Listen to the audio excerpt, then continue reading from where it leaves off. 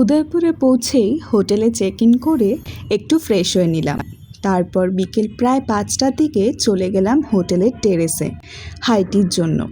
হাইটিতে খুব বেশি কিছু ছিল না, ফ্রেঞ্চ ফ্রাইস, ব্রেড পকোড়া আর সাথে চা বা কফি, এইটুকুই ছিল। কিন্তু যা ছিল সবটাই কিন্তু বেশ ভালো খেতে ছিল। আমাদের হোটেলের নাম ছিল পারফেক্ট স্টেজ। হোটেলটা একদমই নতুন ছিল, আর সবচেয়ে ভালো লাগছিল যে হোটেলের ওপরেই ছিল ওদের রুফটপ রেস্টুরেন্ট। রুফটপে উঠে যেটা দেখতে পেলাম সেটা একদম আনএক্সপেক্টেড ছিল। চারিদিকে শুধু পাহাড় আর পাহাড়। আরাভালি পাহাড়ের রেঞ্জ যেন পুরো জায়গাটাকে ঘিরে রেখেছে। সামনেই একটা ছোট্ট লেকও ছিল। সব মিলে ভিউটা এতটাই সুন্দর আর সুদিং ছিল যে মনে হচ্ছিল এখানেই বসে পুরো সন্ধেটা কেটে যেতে পারে। রুফটপের আরও একটু সামনে এগিয়ে গেলেই একটা ছিল গ্লাস টপ সিটিং অ্যারেঞ্জমেন্ট।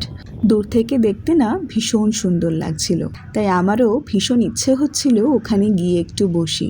কিন্তু কাছে গিয়েই যে দেখলাম নিচটা পুরোটাই গ্লাস। নিচের দিকে একবার তাকাতে কেমন যেন ভয় ভয় লাগছিল, তাই ইচ্ছে থাকলেও আর ওখানে গিয়ে বসিনি। এমনকি রাতের ডিনারটাও ওই গ্লাস সিটিংয়ে বসে কিন্তু করিনি। তবে ভয়ের কিন্তু খুব একটা কারণ ছিল না, সব কিছুই খুব সুন্দর আর সিকিওরভাবেই তৈরি করা ছিল। আমারই একটু হাইটে ভয় লাগে বলে তাই জন্য এই জায়গাটায় গিয়ে বসার আর সাহস করিনি। তবে গ্লাস সিটিংয়ে না বসলেও ওপর থেকে যে ভিউটা দেখতে পাচ্ছিলাম সেটা বলার মতো নয়। অসাধারণ লাগছিল চারপাশটা। সামনের লেক, দুপুরের পাহাড় আর আস্তে আস্তে সূর্য ডুবে যাওয়ার দৃশ্য, সব মিলিয়ে সানসেটটা খুব সুন্দরভাবে এনজয় করলাম। সত্যি বলতে যদি আমাকে কেউ এই হোটেলের রিভিউ দিতে বলে তাহলে আমি বলবো এদের হসপিটালিটিটা আমার খুব ভাল লেগেছে।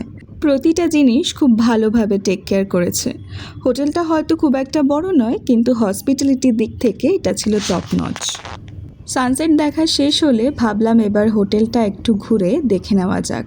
নিচে নেমে আস্তে আস্তে হোটেলের প্রতিটা কর্নার এক্সপ্লোর করতে লাগলাম। খুব সুন্দর করে ডেকোরেশন করা ছিল।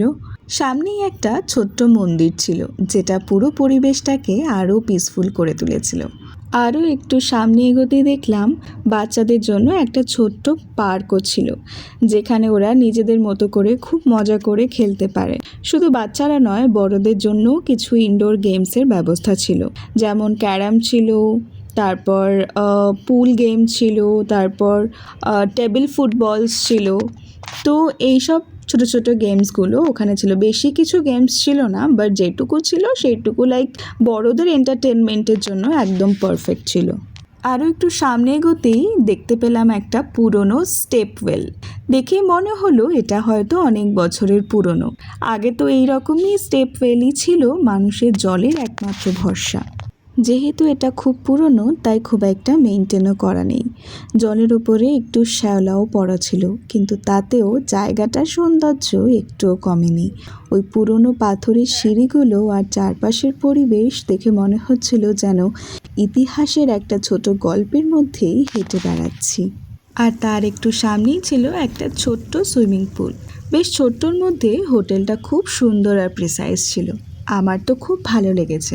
বাট তোমরা যদি কোনোদিনও প্ল্যান করো উদয়পুরের, তাহলে কিন্তু এখানে এসে একবার এক্সপিরিয়েন্সটা নিতেই পারো। আমাদের প্যাকেজের সাথে ব্রেকফাস্টটাও ইনক্লুড ছিল। বাই দ্য ওয়ে, তোমরা যদি আমাদের রুম ট্যুরটা দেখতে চাও তাহলে সেটা কমেন্ট বক্সে অবশ্যই জানিও।